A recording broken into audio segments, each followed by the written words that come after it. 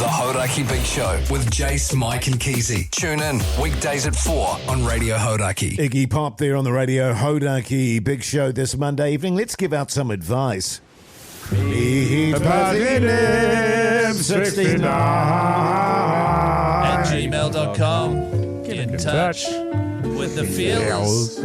It's a real email address. Do reach out. meetpattynip69@gmail.com. And if we read it on the show, you get a $50 Reburger voucher. It is anonymous. And today this one comes in from Anonymous. Yeah, man. G'day, fellas. I'm after some advice from you three wise gentlemen. My dad has recently been made redundant, 3 years off of retirement. He's still in between whether he will find work or not, but at the moment he's just at home doing the bare minimum in terms of work around the home. Oh, yeah. Backbone. Now, he lives with my mum, who works long 10-hour-plus days constantly. Yeah. She is a backbone early childhood teacher, super hard worker. My father's unemployed, will still let my mum cook dinners most nights of the week. Yeah. How can I get through to him that he's being useless? He is a boomer. It's hard to get through to him. Cheers, fellas, and that's from Anonymous. Yeah, keep your nose out of other people's relationships, man. Is that what you reckon? Just back off. But that's his dad and his mum, you know. Yeah, He's worried it's none about... of your business. I feel like That's their relationship. I feel like it is their business. Well, if there's a complaint about, what's going on, is the mum complaining? Probably. Well, we don't know. Well, she probably doesn't complain because she's used to it. We don't know. The other But side. my point is, if she's not complaining about it, you keep your beak out of other people's relationships. Even your parents. I think so. No, you definitely stick your beak in it, but I think you should keep your beak out of it. You see what I'm saying? You're always going to stick your beak in. Yeah. But it is none of your business, so you should keep your beak out of it. Right. But you are always going to stick your beak in it because it's your mum and dad. Because you want your... But it's none of your business. And what's he like as a cook? Yeah. He could be terrible. But he could learn. He's got all day. You get home after a hard day's yakka and he's got some burnt saucies and some... Well, this is your complaint, Jace. And some lumpy, bloody potato mash. Yes. But he could, you could order some, like a Hello Fresh or something, or like a My Food bag or something, and he could learn to do it. 100% he's in the wrong. He should, even one or twice a week, Totally. Keyzie, even to start things off. Would that be too much to ask? But Nah. I mean, the guy does nothing, man. This is the thing too, it's a difficult time when you're that age and you retire, but people often find themselves very lost. Well, that's They right. don't know what to do with themselves. Just sit on the couch all day. Yeah, and watch a bit of Netflix. Feeling and a it's bit like, melancholy. It's Monday-itis, but it's every day. Every day, You know what it yes. is? It's terminal. Terminal Monday-itis. Yeah. Wow. Because if that was me, I'd have a word to my mum. I'd be like, hey, does it annoy you that Dad does nothing? Yes. Because my mum would be like, oh, no, it's fine. Well, why are you asking her then? No, but then I'd be like, no, but seriously, though, just between you and me. And then You she'd should be like, break up with him. What? You should break up I with love him, though. Nah, he's no good for you. Get rid of him. Get rid he's of a him. deadbeat. He's a He's not deadbeat. making your dinner. Yeah, 100%. That's what I'd do. But I mean, Yeah. my dad, luckily, he cooks all the time. Oh, yeah. What I would do is probably go around there and make dinner for my mum every night after work. Oh, yeah. Right, so you... I would set an example for my father. Do you know, that's a lovely idea. You could go around and you could take your father under your wing there and you say to him, hey, Dad, tonight you're going to learn how to make, beef Wellington. You Yes. know? And so one day a week, Dad's making beef Wellingtons. Right, he's You not see? going out foraging for wild mushrooms for those beef Wellingtons or anything like that. Oh, he could That's do. why I thought you were going down that. No, okay. No, he could do. But maybe being supportive rather than shouting at someone who's not feeling good about himself, but having lost his purpose, 3 years out from retirement, or 2 years Yes. out from retirement. Yeah. Or get your mum to divorce him because he's a loser. The Hauraki Big Show.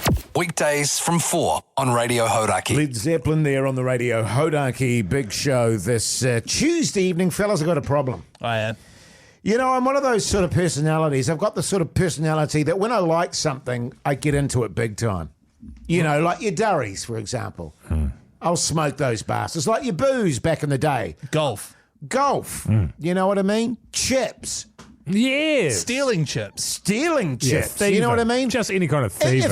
If I like something and it feels good to me, I indulge in it a lot. And I feel a bit Having sort a of go at yourself. vulnerable about admitting this on the radio, but one of the things that's sort of got a grip on me now is I'm really enjoying my pegging. Yes. Yeah. What do you mean?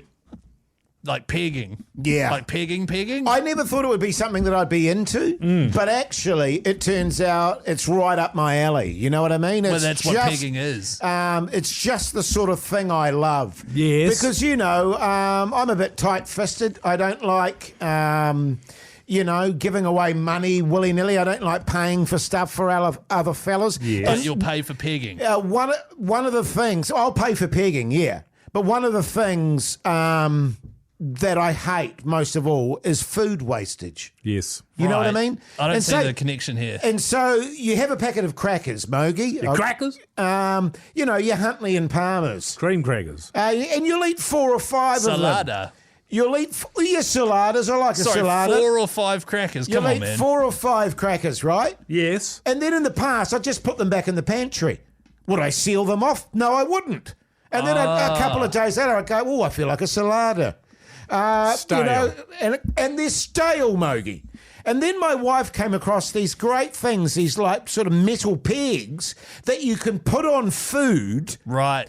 to sort of clamp them down and prevent them from going Sort stale. of like a clothes peg, but you're just using them on food, I hope, not a special food peg that you've bought for Well, food. funnily enough, I ran out of these special food pegs and started using clothes pegs. And they work just as well? And that's when I realised I had a problem, fellas. Right. I was looking in my pantry today, and I kid you not, there's about 15 things in my pantry that have got pegs on them. Right. Right. And I've created, because you know how I hate secondhand food in my fridge. Yes. You know, there's plates and plates of leftovers. Yeah. Does my head in? Do I eat them? No. And now I've created the same situation in my pantry where everything's pegged, and for some reason I never eat them. You know what you could do if you run out of space in your pantry? What's that? Is hang them on the clothesline.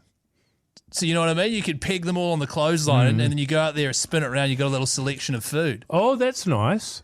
Frees Yeah. up some space in your pantry. Actually, that gives me a great idea, Keyzie, because I could put them on my clothes horse. Put them on your clothes horse. You know, yeah. in the lounge here, and I could, and that way I'd probably eat more of them. You know what I mean? Because I'll be sitting there on the couch looking at my clothes horse, going, "Look at all that pegged food there. I should eat that."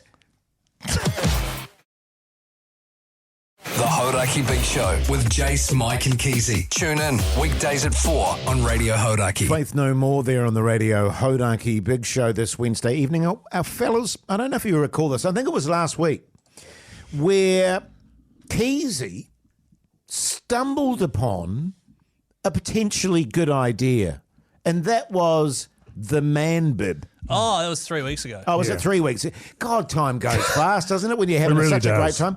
But no, and I wanted to revisit that because Right. I was sitting at home last night eating my dinner, What was it? bento bowl. Oh, that's right. It was really good, man. I was really impressed with it. Who made it? My wife. Well, I prepped all the chicken and all the stuff. Yeah. And she just shoved it all on there. Right, okay. Was it a bento bowl? Yeah, well, it was in a bowl, Yeah, okay. All right. not a box. Yeah. But anyway, to get to my point. And I was sitting there watching TV and I finished my meal and I looked down, and this happens all the time, and you've talked about it too, Mogi. I was covered in food filth all over my chest. And I thought to myself, for God's sake. And then I remembered Keyzie's idea of the man bib. Yeah. And I think, if we were to make, like backbone bibs. Now, I understand that it's a kind of humiliating thing for a man to wear. But I wonder if we can get past that with men and look at the purely practical implications of it. So that, you can put your man bib on, you can eat your burgers, your re-burgers, with sauces and stuff going everywhere, and save yourself getting stains all over your lovely sweater and or T-shirt. Well, the obvious thing to do, of course, would be to talk to men and say, can you stop eating like animals? You could do that. Yeah, that's in the first instance. Now, obviously, that's not going to work. Nah. So I think you could be onto something. Also, I'd just like to say it was never called a man bib. It was always a unisex bib. I don't know why it's just for blokes all of a sudden. Well, women don't suffer from this. Oh, women my don't- wife does. Oh, She's a shocker. Is she? Yeah, man. Okay. Well, I mean, okay, we can make it unisex, but my Well, predominant not if you're going to feeling, have an attitude about it. my predominant feeling is that it's a man issue. It is. And and I was thinking to myself, geez, if I was wearing a bib last night, I just whipped it off, my shirt beautifully clean, and I buy a new sweatshirt, for example. Yeah. And then I eat my dinner, and then I look down, and there's stains. It's ruined, yeah. It's unbelievable. That never come out, and I do it every single time. It happened to me last night. The wife went out for a walk. Yes.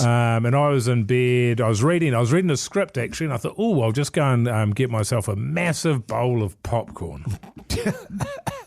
Yeah. So I'm lying down with my head crooked up against the bed head there. Just shoveling reading popcorn. the script, and I'm just jamming it in there. I'll tell you the trick that I do, Hoyte Jizz. Yes. I take my shirt off and I just let all the popcorn kernels and all the bits and pieces, all the debris and the refuse just sort of settle all over my chest.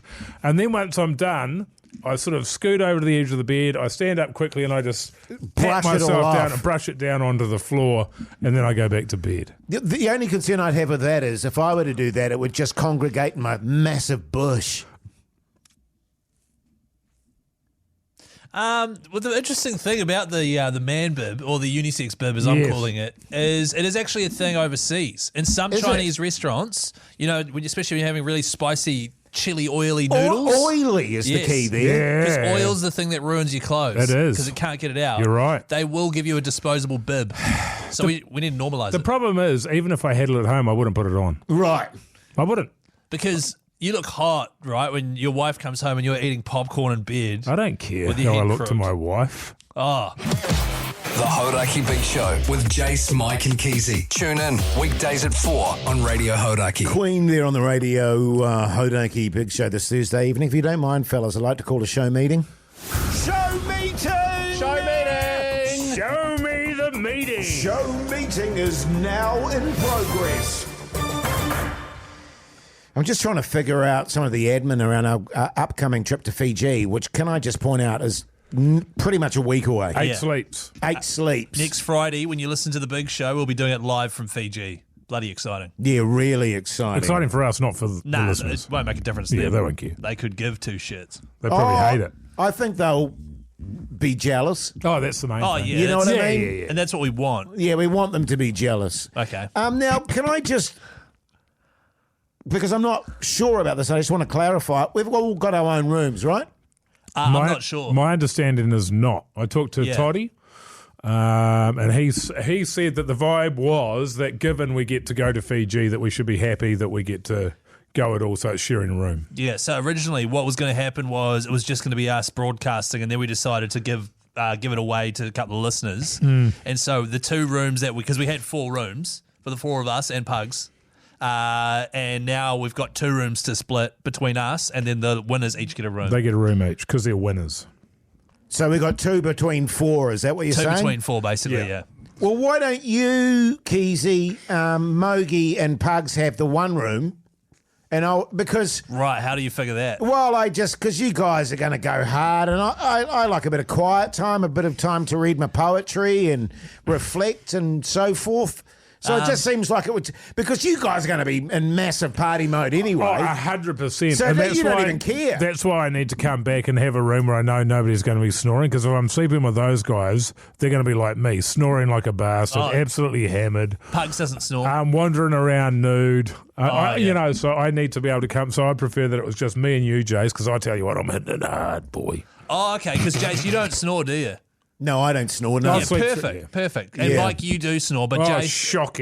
shockingly bad. But Jace doesn't, like, he's not hitting it hard, so he doesn't massively need his sleep, you know? No. So that's perfect. Well, hang on. My concern with Mogi sharing the room with me is he's going to be leaving his durries just lying around willy-nilly. Oh, will. And I don't know that I can resist that kind of temptation. I believe in you, man. So maybe Pugs and I... I'll just leave the carton in my. No, I don't want to know where you're going to leave it. He's doing you a favour, Jace, man. Like, Yeah, it saves you having to find them. I don't need you sneaking them because I'm worried that you're going to sneak them. Well, I'm just worried you're going to leave them lying around. So me and Pugs, that's fine. Well, no, it's going to be you and Mogi because he snores shockingly bad. Shocking. And you Shockingly bad. don't need as much sleep because you're not going hard. Yeah, because you're sort of up in the middle of the night with your ankle issues and hopping around effing and jeffing and that. Yeah. Then you're up at 5 o'clock having a coffee, and then you'll be hooking into the darts by then. Yeah. And then at 3 o'clock, you'll probably wake up and think, "Jeez, old bloke, he's got those ciggies sitting over there. I might hook into one of those bastards." Yeah. All right, we'll lock it in. Good show meeting, Jason. The Hauraki Big Show. Weekdays from 4 on Radio Hauraki.